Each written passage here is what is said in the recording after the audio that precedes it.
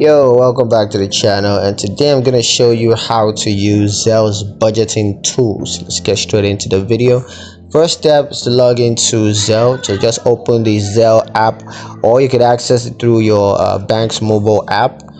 And then you want to navigate to the budgeting tool. So just tap on the budgeting or financial insights tab to access the budgeting tool. Now once you're there, you can set budgeting goals such as savings for a specific expense or reducing spendings in a particular category. Next up is to track spending. So you can track your spending by categorizing transactions such as food, transportation, or entertainment. And you can set budget alerts to notify you when you've exceeded a certain spending threshold or when a bill is due. And next up, you want to review budget reports to see where you can make adjustments to stay within your budget. So yeah, that's pretty much it on how to use Zelle's budgeting tools.